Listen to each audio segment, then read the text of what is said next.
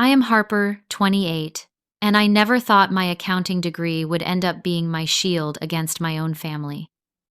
Growing up with parents who treated money like a weapon shaped my adult life in ways I never anticipated. When Mom texted about our mandatory family vacation to Hawaii, I felt that familiar knot in my stomach. Family trips always came with invisible price tags and unspoken debts. I knew better, but some childish part of me still hoped this time would be different.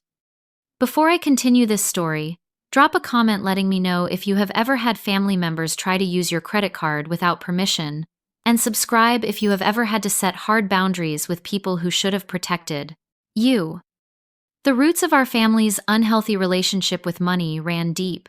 From the outside, we looked like the perfect American family. Dad Gerald owned a successful insurance company in downtown Seattle. Mom Diane was the quintessential homemaker with a talent for hosting elaborate dinner parties that impressed the neighbors. Our two-story colonial in the suburbs screamed upper-middle-class success. But behind closed doors, our financial reality was built on quicksand. Dad believed image was everything. People do business with successful people. Harper, he would say while signing loan documents for yet another luxury car. Nobody trusts a businessman who drives a beater. By the time I was 10, I knew the difference between a Rolex and an Omega, could identify designer labels at a glance, and understood that appearances mattered more than bank balances. Mom was equally invested in our family facade. She tracked the vacations, home renovations, and purchases of other families in our social circle with obsessive precision. The Andersons just booked a cruise to Alaska, she would announce at dinner. We should look at Mediterranean options, more exclusive. It was never about enjoyment, always about one-upmanship. Neither of my parents talked openly about money with us kids. Bills were paid behind closed doors, voices often raised. The credit card was declined at restaurants occasionally, leading to hushed arguments, and my mother's embarrassed smile as she pulled out the backup card. My brother James, 4 years older than me, was already mimicking Dad's spending habits by high school, maxing out his first credit card within months of receiving it. When I was 15, the carefully constructed image imploded. Dad's business had been struggling for years, propped up by second mortgages and personal loans. Mom discovered he had a separate apartment downtown and a girlfriend who worked at his office. The divorce was nuclear. Their battle over assets revealed the true state of our family finances to everyone, including me. The house had 3 mortgages. Dad's company was worth a quarter of what he had claimed. Mom had secret credit cards Dad knew nothing about. They fought over who would claim me as a dependent on their taxes, while simultaneously arguing about who had to pay for my education. College became my escape plan, but neither parent would help with tuition unless I followed their approved career path. Dad wanted me in business to eventually take over his company.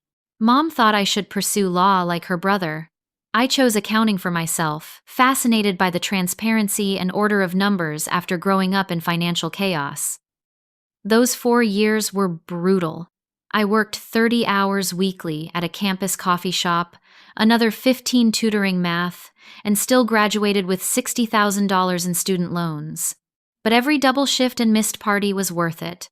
For the first time, I understood exactly where I stood financially. No illusions, no manipulation, just clear numbers in black and white. My first job after graduation was with a mid-size accounting firm in Portland. The starting salary seemed enormous after years of scraping by. I found a small 1-bedroom apartment, furnished it sparsely but functionally, and created my first real budget. The day I hung my diploma on the wall, I felt a profound sense of achievement. This place modest, as it was represented financial independence. That independence became a target almost immediately. First came Mom asking for a small loan to renovate her bathroom after she had downsized to a condo. Then Dad needed help with temporary cash flow issues at his business. My brother James wanted me to co-sign a car lease because his credit was unfairly damaged during his divorce. The requests were always urgent, the repayment terms always vague. After loaning $3,000 to my mother that vanished into her bottomless renovation project and never returned, I sought therapy. My therapist, Dr. Winters, helped me understand the dysfunctional financial relationships in my family and establish boundaries. Your financial health is part of your self-care, she explained. You would not let family members damage your physical health.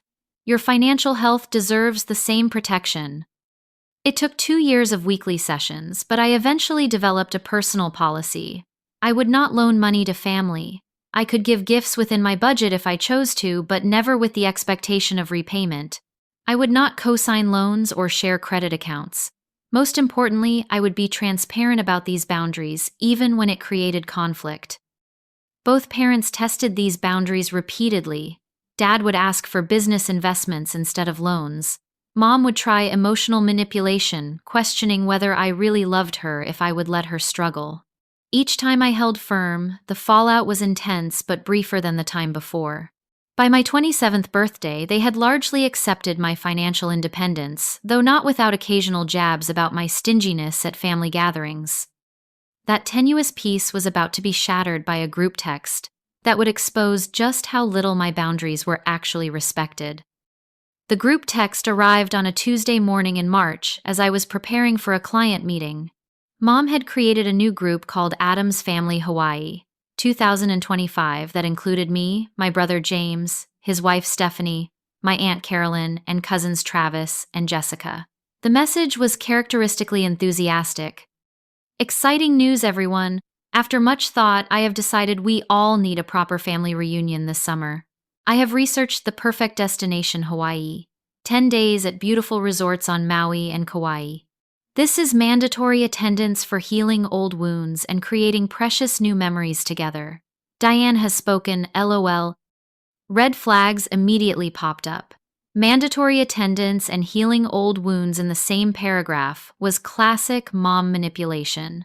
The unnecessary capitalization of all and perfect telegraphed her determination. And referring to herself in the third person was something she only did when she had fully committed to a plan and expected no resistance. The responses came quickly. James and Stephanie sent enthusiastic emojis. Aunt Carolyn asked about dates. The cousins expressed excitement with multiple exclamation points. I put my phone away to focus on my client, planning to respond later when I could carefully word my hesitation. By lunch, my mother had sent 14 more messages to the group with links to resorts, potential activities, and requests for everyone's flight preferences. My name appeared repeatedly. Harper loves snorkeling, so we must do the premium reef tour. And Harper always wanted to see volcanoes as a child, so the helicopter tour is a must. None of this was true. I had never expressed interest in either activity. When I called James that evening to get his read on the situation, he seemed surprised by my hesitation. Mom said you were excited about this trip, he said. She mentioned you two discussed it last month. That never happened, I replied. This is the first I am hearing about any of this. James sighed. Well, that tracks. Mom has been talking about this trip for weeks, but every time I asked if you were on board, she changed the subject. The pressure continued building over the next few days. Mom created a shared digital vacation folder with a detailed itinerary, accommodation information, and activity planning sheets. Each hotel was 5-star, each activity premium priced. A shared expense tracker spreadsheet appeared, but remained conspicuously empty of actual numbers. Each time I tried to ask about costs in the group chat, my questions went unanswered or were deflected with comments like, "We deserve this splurge after everything we have been through," or "Life is short, worry about money later." Meanwhile, I was receiving private messages from family members that revealed the manipulation happening behind the scenes. Aunt Carolyn texted, "So glad you convinced your mother to plan this. She says you have been pushing for a family trip for ages." Cousin Jessica wrote, "Your mom mentioned you might help with some of the activity costs since you are doing so well at your job. So generous of you." These messages sent my anxiety spiraling. Mom was clearly setting me up to foot a significant portion of the bill while simultaneously telling everyone this trip was my idea. Classic triangulation, just like Dr. Winters had described in our sessions. 10 days after the initial announcement, Mom scheduled a family Zoom call to finalize details. I joined from my office during lunch, notepad, ready to ask direct questions about budget and expectations. The call was a masterclass in evasion. Every time I brought up costs, someone would interrupt with questions about dinner reservations or beach access. After 45 minutes of this dance, I finally spoke up firmly. Before we go any further, I need to understand the expected costs for each person. I have my own budget to consider. The momentary silence was broken by my mother's dismissive laugh. Oh, Harper, always so concerned about her precious budget. Flights are $1,000 each. Hotels will be about $300 per night, but we are splitting rooms to save money. Activities will depend on what we choose, but set aside another $2,000 to be safe. If you cannot afford it, stay behind. The deliberate shame in her tone was familiar, designed to make me feel cheap and childish for asking responsible financial questions. Everyone on the call shifted uncomfortably, avoiding their cameras. I kept my expression neutral, despite the internal fury. Thank you for clarifying. That helps me plan. I responded calmly, already knowing I would not be spending $5,000 on a trip designed without my input. My measured response seemed to satisfy her, and she immediately pivoted to discussing luau options. I remained silent for the rest of the call, observing how she had positioned herself as the generous planner, while making me the difficult one for asking basic financial questions. After the call, I drafted a polite message declining the trip, citing work commitments. Before sending it, I decided to sleep on it, wanting to make sure my response was firm but not emotionally reactive. That turned out to be a critical delay, because the very next day, everything escalated beyond anything I could have anticipated. Friday started normally. I arrived at the office early to prepare for a client presentation, grabbed coffee from the break room, and settled in to review my notes. At 9:17, my phone buzzed with a credit card alert. Thinking it was just confirming my coffee shop purchase from earlier, I ignored it. Then it buzzed again, and again, and again. 4 separate purchase alerts in under a minute was unusual enough to warrant immediate attention. I unlocked my phone and felt my stomach drop. 4 charges from United Airlines, each for $4,500, had just been processed on my primary credit card. $18,000 in airline tickets purchased within the last 5 minutes. My first thought was fraud by some anonymous hacker. I immediately called the credit card company, navigating through the automated system with growing impatience until I reached a fraud department representative. I am seeing 4 purchases from United Airlines made today at 9:15 a.m. Pacific Time, the representative confirmed. Each purchase is for 1 business class ticket from Portland to Maui on June 12th, returning June 22nd. The confirmation emails were sent to your personal email address on file. Would you like me to read the passenger names? A cold certainty settled over me before she even finished reading the names: Diane Adams, Gerald Adams, James Adams, Stephanie Adams, my parents and my brother with his wife. $18,000 in luxury airline tickets for the Hawaii trip, purchased on my credit card without my knowledge. I did not authorize these charges. I said, my voice surprisingly steady despite the rage building inside me. I need to dispute all of them immediately. While the representative processed my dispute, I opened my email on my work computer. There they were, 4 booking confirmations from United, each showing receipt of payment from my credit card. More disturbing was the discovery that the emails had been marked as read, though I had never opened them. Someone had accessed both my credit card information and my email account. The violation was breathtaking in its audacity. My phone buzzed with a text as I was still on the call with the credit card company. Mom, thank you so much for your generous gift to the family, sweetheart. Business class will make the long flight so much more comfortable for your father's back. Cannot wait for our special trip together. Love you lots. The calculated timing confirmed everything. She had waited until she thought I would be busy with my morning client meeting, used my card information, checked my email to mark the confirmations as read, and then texted as if I had willingly purchased the tickets as a gift. The entire sequence had been meticulously planned. I finished my call with the credit card company, having disputed the charges, locked my card, and arranged for a new one to be expedited. The representative confirmed they would investigate the unauthorized use and suggested I file a police report, especially given that someone had also accessed my email account. With hands still shaking, I called United Airlines next. The customer service agent confirmed the tickets had indeed been purchased that morning. The booking was made online, she explained. The purchaser used saved payment information from your previous bookings with us. Would you like me to cancel these reservations now that you have disputed the payment? Yes, please cancel them immediately, I instructed. My next call was to my email provider to report the unauthorized access and change all my passwords. The technical support specialist confirmed logins to my account from an unrecognized device early that morning using my correct password.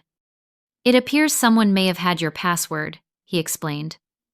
I recommend enabling two-factor authentication immediately and checking any other accounts that might share the same password. By 11:30, I had locked down my email with new security measures, changed passwords on all my financial accounts, and documented everything with screenshots and call reference numbers. Only then did I respond to my mother's text. I did not purchase those tickets. I have disputed the charges, reported the fraud to my credit card company, and had the reservations canceled. Do not use my financial information without my explicit permission again. Her response was immediate and indignant. What are you talking about? We discussed this on the Zoom call. You agreed to help with flights since you cannot take time off for the full planning process. Everyone is counting on this. Why would you embarrass me this way? This blatant gaslighting might have worked on the younger version of me, but years of therapy had equipped me to recognize it instantly. We had never discussed me paying for anyone's flights, let alone business class tickets at over $4,000 each. My phone began ringing nonstop. Mom, Dad, James, Aunt Carolyn. I silenced it and focused on completing my work responsibilities for the day, the professional part of my brain taking over, while the emotional part processed the betrayal. By late afternoon, my voicemail was full, and my text messages had exploded with family reactions ranging from confusion to outrage.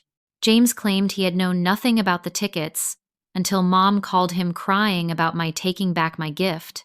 Dad demanded I call him immediately to sort out this misunderstanding. Aunt Carolyn sent a lengthy message about family support and how money concerns should never overshadow blood bonds. As I drove home that evening, I felt surprisingly calm.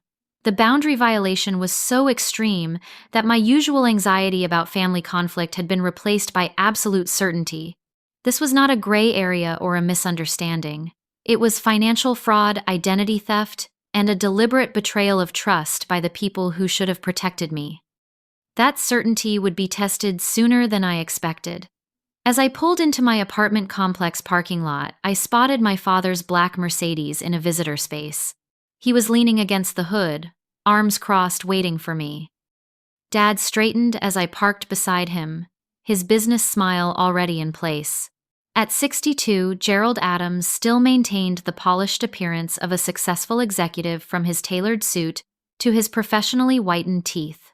Only the tight lines around his eyes betrayed his tension as I approached. "Harper, sweetheart," he began, moving to hug me. I stepped back, maintaining distance. "Why are you here, Dad?" I asked, clutching my keys tightly. "And how did you know where I live? I never gave you this address." He waved dismissively. "Your mother has it in her emergency contacts list. Listen, we need to talk about this little misunderstanding with the tickets." "There is no misunderstanding," I replied, walking toward my building entrance. "Mom used my credit card without permission to buy $18,000 worth of airline tickets. That is fraud, not a misunderstanding." He followed his cordial tone, slipping slightly. "Your mother was just trying to help everyone be together. You know how important family is to her. She mentioned you had discussed helping with costs." "That conversation never happened," I said, firmly stopping at the building's security door. "I never agreed to pay for anyone's flights, let alone business class tickets." "Well, there may have been a communication error," he conceded his salesman skills, pivoting to a new angle. "But now the whole family is upset. Your mother is in tears. James and Stephanie had already requested vacation time. This is creating a real problem." I felt a familiar pressure building, the old urge to smooth things over, to be the reasonable one to fix the problems my parents created. I took a deep breath, remembering Dr. Winter's advice. "You did not cause this, you cannot control it, and you are not responsible for curing it. The problem was created when Mom stole my credit card information and accessed my email without permission. I stated clearly, I have reversed the charges and reported the fraud. That is the appropriate response to financial theft. Dad's facade cracked. His face flushed as he stepped closer. After all we have done for you, this is how you repay us, by accusing your mother of theft, by ruining a family vacation everyone was looking forward to. What exactly have you done for me, Dad? I asked quietly. You refused to help with college unless I studied what you wanted. I worked multiple jobs and took out loans to pay for my education. I have supported myself entirely since graduation. We gave you life, he snapped. We raised you, clothed you, fed you, and now you have this fancy job and this nice apartment and you cannot even help your family with one vacation. One chance for everyone to be together? I pulled out my phone and opened the voice memo app, pressing record. Something in Dad's escalating tone warned me to document this conversation. Did you know Mom was going to use my card without asking? I asked directly. He hesitated, then deflated slightly. We discussed options. Your brother's credit is maxed out from the divorce settlement. Your cousin Travis is between jobs. Your mother's cards are near their limits from renovation costs. So you decided to use mine without asking, I pressed. We were going to tell you after, he admitted. Present it as a done deal so you could not overthink it and back out. Your mother thought you would be more agreeable once everything was booked. The casual way he described their premeditated financial theft was stunning. Have you and Mom done this before? Used other people's cards without permission? His silence was answer enough. Your brother needed help with some expenses last year, he finally said. He could not qualify for a loan, so your mother helped him by using your cousin Jessica's card. It all worked out fine. Jessica was upset at first, but came around when we explained the family emergency. I felt sick. So this is a pattern. You and Mom just take what you want from whoever has available credit. Do not be so dramatic, he snapped. Families help each other. Sometimes that means sharing resources. You have plenty of money and barely any expenses. You could easily afford to help with this trip if you were not so selfish. I am ending this conversation, I said, reaching for the door scanner. Please leave or I will call building security. He grabbed my arm, his grip tight enough to make me wince. You need to fix this before it gets worse, he hissed. Your mother has already told everyone you generously purchased the tickets. If you reverse that now, you will tear this family apart. Is that what you want? To be the one who destroyed our chance to be together? I pulled away. What I want is for my family to respect basic boundaries and laws. Using someone's credit card without permission is illegal. I will not protect you or Mom from the consequences of your actions anymore. You ungrateful little bitch, he snarled, all pretense. Gone.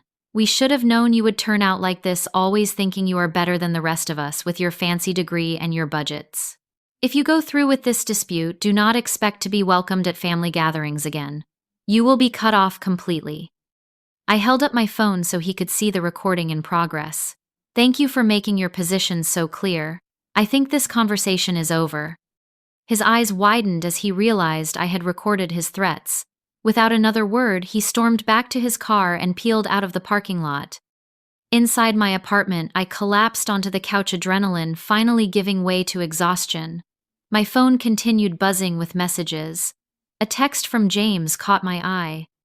I am so sorry. I knew they were planning something, but did not know they would use your card. They have done this to me before too. Can we talk tomorrow? Another from my cousin Jessica. Just heard what happened. They did the same thing to me last year with James's car repair, claimed it was a family emergency. Cost me $3,000 I never got back. These messages confirmed what I had suspected. The problem was far more extensive than just today's incident. My parents had been financially abusing multiple family members, creating a web of obligation and manipulation. I spent a sleepless night researching identity theft, family, financial abuse, and protective measures. By morning, I had a clear plan for protecting myself, but I still underestimated just how far my family would go to maintain their system of financial exploitation. Saturday morning brought a message from my mother announcing an emergency family meeting at Aunt Carolyn's house that afternoon. All family members must attend to resolve this unfortunate situation, she wrote. 2 p.m. sharp. This affects everyone. My instinct was to refuse, but a follow-up text from James changed my mind. Please come. I think it is time everyone heard the truth. I will back you up. I arrived at Aunt Carolyn's suburban home at exactly 2, steeling myself for confrontation. The scene inside was worse than I had imagined. Not just my immediate family, but the extended clan had assembled Aunt Carolyn and Uncle Roger cousins Travis and Jessica with their spouses, even my elderly grandmother who rarely left her retirement community. 14 people in total, all wearing expressions ranging from concern to outright hostility. Mom had positioned herself center stage in the living room, eyes red from what appeared to be recent tears. Dad stood behind her, one hand on her shoulder in a show of unified support. The staging was deliberate, designed to cast them as the wounded parties. Harper, Mom began, as I took the only empty seat we have called this meeting because your actions have affected the entire family. Everyone was looking forward to this healing vacation, and your sudden reversal has caused tremendous pain and confusion. Before I could respond, Aunt Carolyn jumped in. Your mother has been planning this for months, Harper. She wanted it to be special for everyone, especially after the difficult years we have all had. I cannot understand why you would agree to help and then publicly embarrass her this way. I never agreed to purchase tickets for anyone, I stated firmly. I never offered to pay for any part of this trip. In fact, I had serious reservations about the cost that I expressed during our Zoom call. That is not true, Mom interjected. You specifically said you wanted to contribute since you could not help with planning. Everyone heard you. Several family members nodded, though I noticed James and Jessica remained still, eyes downcast. What exactly did you hear me say? I challenged, looking around the room. Can anyone quote my exact words where I offered to spend $18,000 on business class tickets? The uncomfortable silence was broken by Uncle Roger. Well, I was not on the call, but Diane said you had agreed to handle the flights as your contribution. Diane said, I repeated. But none of you actually heard me make this offer because it never happened. Harper has been under tremendous stress at work, my mother said, her voice dropping to a concerned whisper. The doctor thinks she might be experiencing some memory issues related to anxiety. We have been trying to support her through this difficult time. The calculated manipulation left me momentarily speechless. My mother had just suggested to our entire family that I was mentally unstable and experiencing memory loss, a condition she had completely fabricated. What doctor I finally managed. I am not seeing any doctor for anxiety or memory issues. Mom exchanged a meaningful look with Dad. Sweetheart, we do not need to discuss your private health matters in front of everyone. The important thing is that we support you while making sure this special family time is not disrupted. The gaslighting was so blatant it was almost impressive. She was simultaneously casting me as mentally unwell, while positioning herself as the concerned, supportive mother protecting my privacy, even as she exposed my supposed condition to the entire family. This is absurd, I said. I am not having memory problems or seeing any doctor for such issues. What happened is very simple. Mom used my credit card without my knowledge or permission to purchase airline tickets. When I discovered the unauthorized charges, I disputed them and reported the fraud as any reasonable person would do. Why would your mother need to steal your card information? Grandmother asked, genuine confusion in her voice. You offered to help with the trip. Everyone heard about your generous gift. Everyone heard from Mom, not from me, I clarified. I never made such an offer. This is exactly what the doctor mentioned, Mom interjected smoothly. These confabulations where she creates alternate versions of events. We need to be patient with her. The room shifted uncomfortably, and I saw the trap closing. No matter what I said, it would be dismissed as evidence of my supposed mental instability. It was a masterful manipulation technique, one that rendered the victim's testimony inherently untrustworthy. Unexpectedly, Jessica stood up. I believe Harper, she said quietly. The same thing happened to me last year. Aunt Diane said there was a family emergency with James's car and used my card to pay for repairs. She said James would pay me back within a week, but that never happened. When I brought it up later, everyone acted like I had agreed to give the money as a gift. The room fell silent. Mom's expression hardened. Jessica, that was a completely different situation. James was stranded and needed immediate help. You offered your card. I did not, Jessica insisted. You called asking for my card number to order birthday supplies online because yours was not working. I found out about the car repair when the charge appeared on my statement. A crack had appeared in the unified family front. Travis shifted uncomfortably, then spoke. They used my card for the deposit on Mom's kitchen renovation last summer. Said it was just temporary until the home equity loan came through. The loan was denied and I was stuck with the $8,000 charge. One by one, similar stories emerged. Cousin Michael's card used for grandmother's new furniture. Aunt Carolyn's daughter Emma stuck with Uncle Roger's medical bills. Each incident followed the same pattern: urgent need, temporary use of someone else's credit, promises of repayment, then gaslighting when the victim questioned the unpaid debt. James finally broke his silence. Harper is telling the truth. Mom and Dad have been doing this for years. They did it to me so many times I maxed out all my cards and ruined my credit. It contributed to my divorce when Stephanie discovered the debt I had been hiding. Stephanie nodded grimly. We nearly went bankrupt because of loans and credit card debt James took on for his parents. When we tried to discuss it, they told everyone we were being selfish and ungrateful. Mom's tearful victim act vanished, replaced by cold fury. I cannot believe my own children would attack me this way after everything I have sacrificed for you. We only ever borrowed when there were no other options and always intended to repay when circumstances improved. When have circumstances ever improved? James asked. When have you ever repaid anyone? My credit has been destroyed for 3 years now. I cannot even rent an apartment without Stephanie's name on the lease. Dad stepped forward, voice tight with anger. That is enough. We did what we had to do to keep this family afloat. If we occasionally needed help and took initiative rather than begging, that was for everyone's benefit. The ingratitude in this room is appalling. Initiative? I repeated incredulously.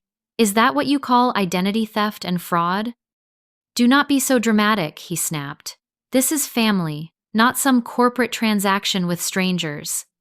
Family does not steal from family, I countered. Family does not lie and manipulate and gaslight when confronted with their actions.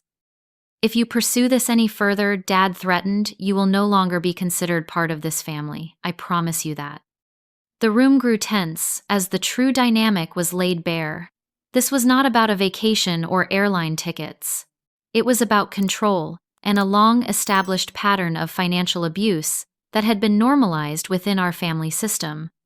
Before anyone makes threats they might regret, I said, calmly pulling out my phone, you should know that I recorded my conversation with Dad yesterday when he came to my apartment.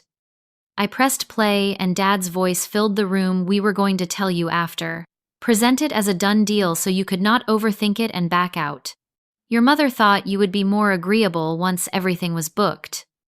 Then his admission about using Jessica's card for James's expenses.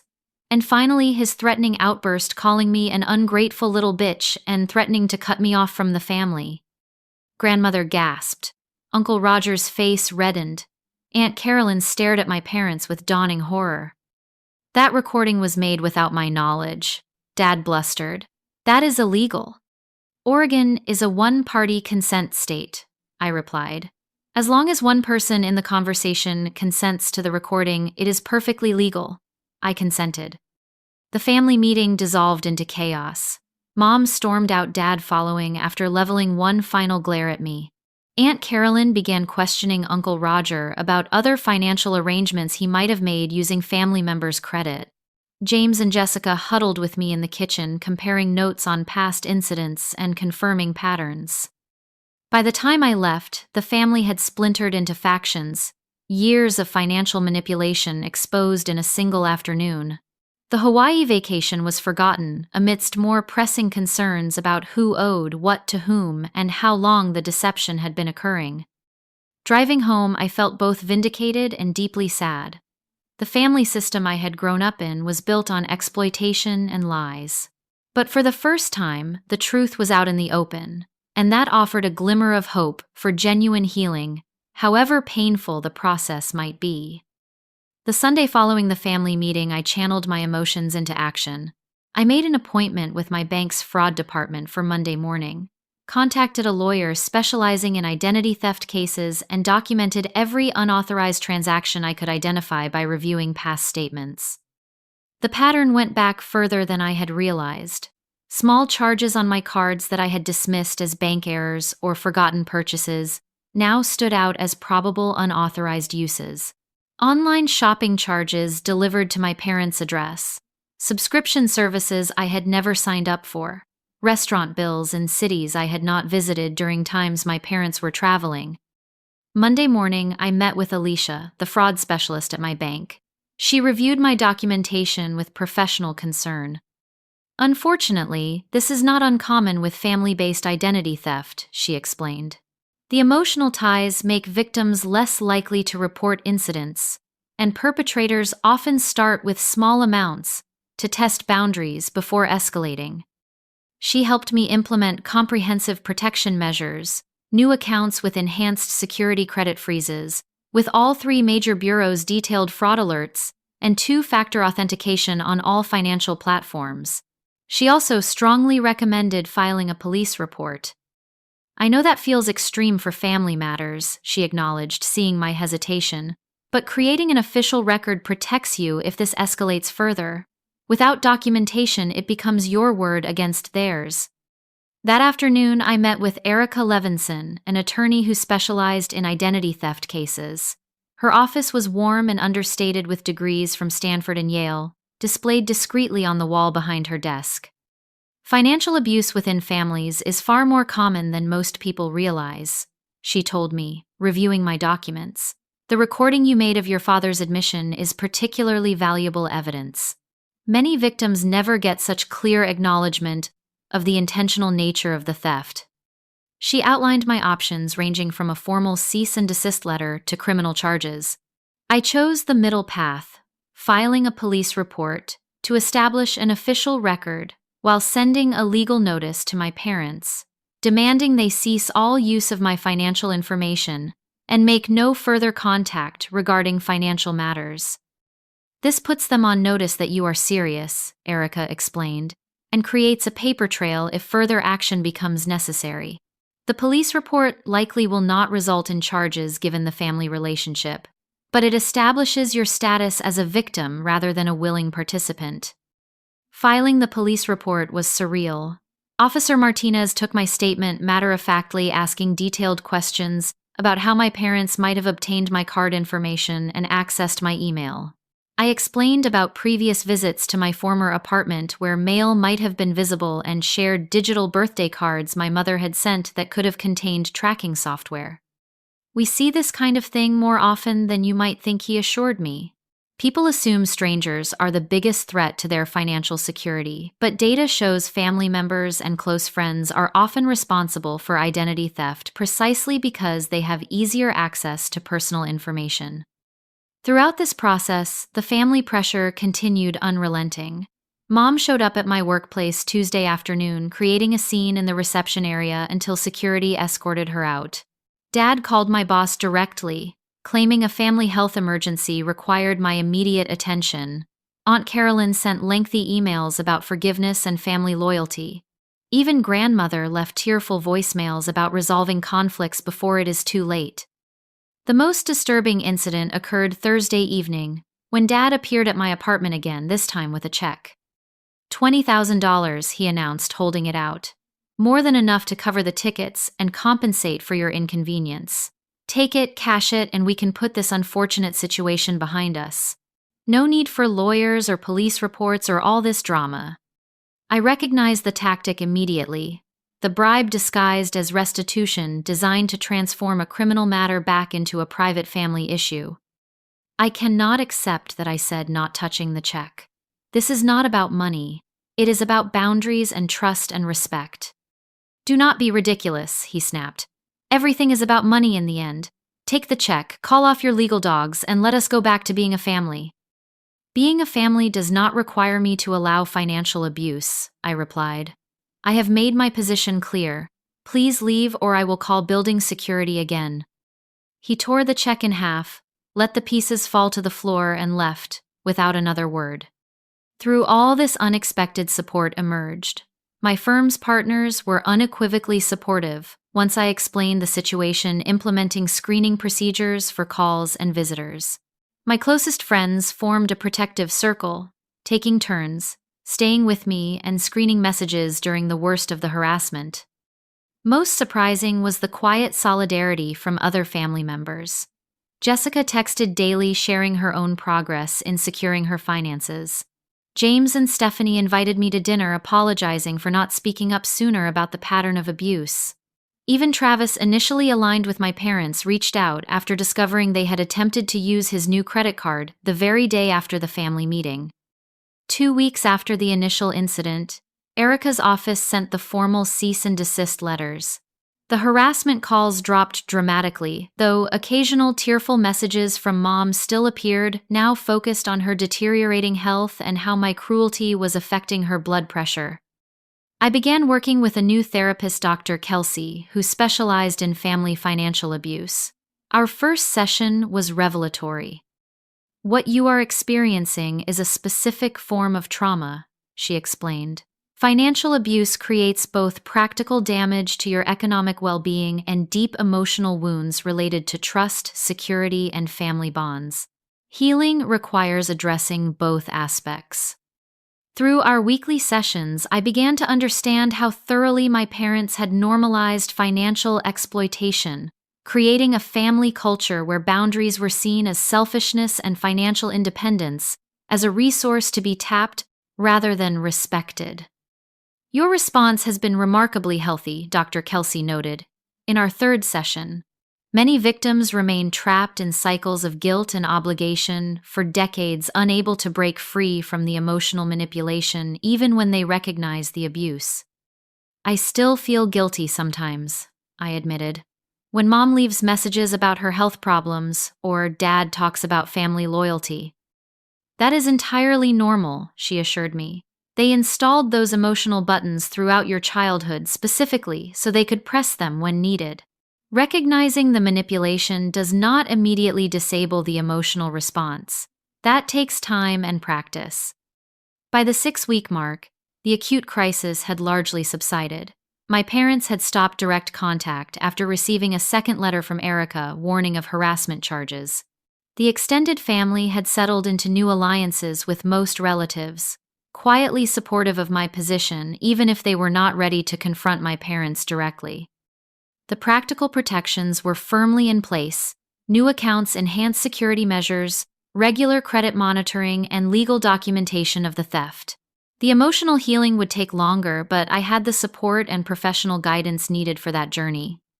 As spring turned to summer, the original Hawaii vacation dates approached and passed without mention. The mandatory family reunion had been forgotten amidst the greater reckoning with years of financial manipulation. In its place, a smaller, more authentic connection was forming among those of us who had finally spoken our truths. 6 months after discovering the fraudulent airline tickets, my life had transformed in ways both practical and profound. The external changes were easily quantifiable.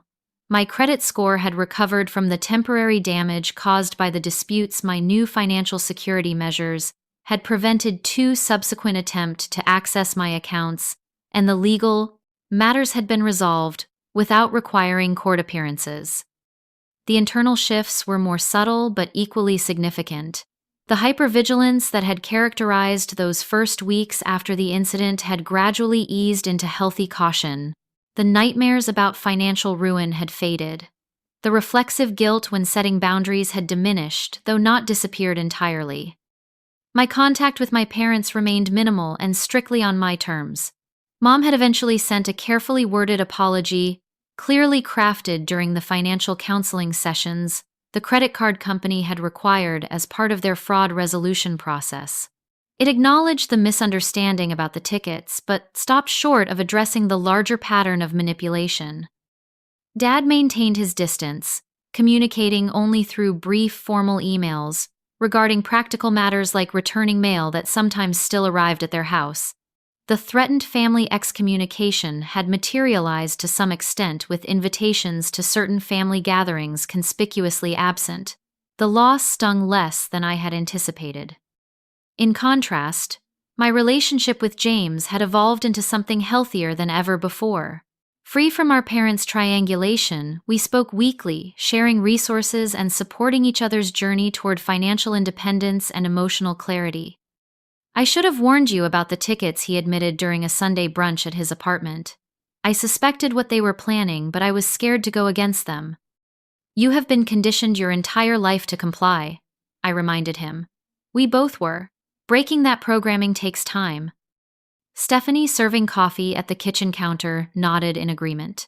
"Your parents are master manipulators. They had James convinced his loyalty to them was more important than his loyalty to me, to our marriage, even to himself. That took years to untangle." James's progress was evident in small but meaningful ways. He had opened his first new credit account since beginning credit repair, secured a promotion at work that he might previously have declined as too much pressure, and started setting verbal boundaries with our parents during their pressure, increasingly rare, conversations.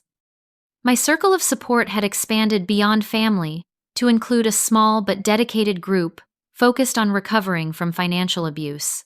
We met monthly in a private room at the local library, sharing strategies and successes under the guidance of a financial therapist. It was there I met Elena, whose parents had taken out student loans in her name without her knowledge, and Marcus, whose grandmother had opened credit cards using his social security number when he was still in high school. Their stories echoed elements of my own experience, creating a sense of understanding I had never found elsewhere. "The hardest part for me," Elena shared during one meeting, "was accepting that people who genuinely loved me could also exploit me financially. Those two realities seemed incompatible, until I understood that love and respect are different things." That insight resonated deeply. My parents did love me in their way, but they had never respected my autonomy, my boundaries, or my right to financial independence. That distinction helped me navigate the complex emotions of maintaining distance from them while acknowledging our connection. On a practical level, my financial security had never been stronger. The forced audit of all my accounts had revealed several areas for improvement, from increasing my emergency fund to diversifying my retirement investments.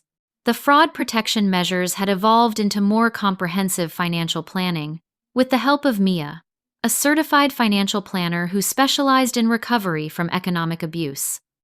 "Most of my clients come to me after some form of financial trauma," Mia explained during our initial consultation.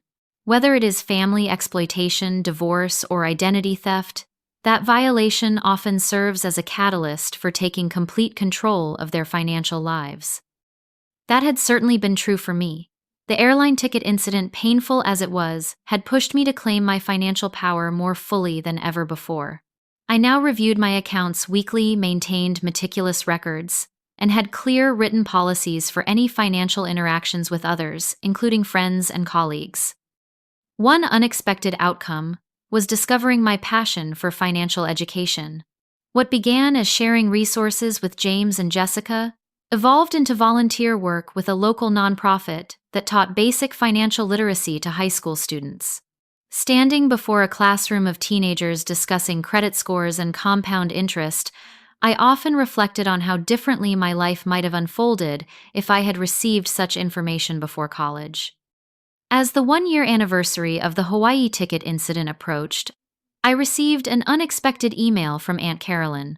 She was organizing a small family gathering at her lake house and wanted me to know I was welcome with absolutely no expectation of financial contribution. "I have been doing a lot of reflecting on how our family handles money," she wrote. "Your courage in speaking up made me examine patterns I had accepted, without question, for decades. While I cannot undo past mistakes, I am committed to creating healthier financial relationships moving forward." I accepted the invitation with cautious optimism. The gathering turned out to be a watershed moment. Only those family members who had acknowledged the past financial dysfunction were present, creating a space where honest conversation was possible. We shared meals, played board games, and tentatively discussed creating new family traditions based on connection rather than spending.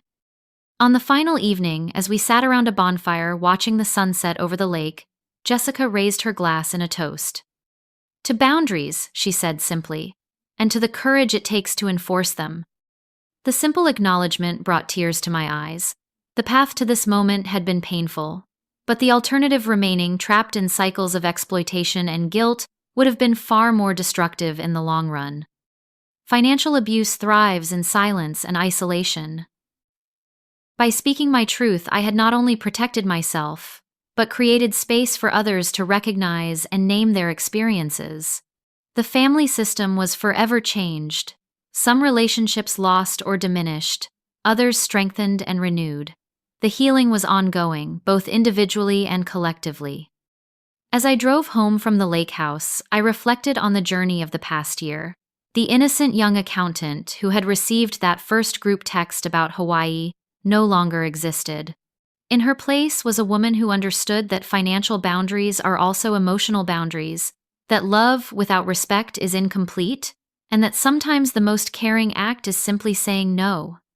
Have you ever had to set difficult boundaries with family members who did not respect your financial independence? The courage it takes to stand up for yourself in these situations can be immense. If you have experienced family financial pressure or manipulation, know that you are not alone. Drop a comment sharing your experience or a boundary you are proud of establishing. Like this video if it resonated with you, subscribe for more stories about overcoming family challenges, and share with someone who might need to hear that it is okay to protect their financial well-being even from the people they love. Thank you for listening to my story. And remember, true family supports your growth, not your exploitation.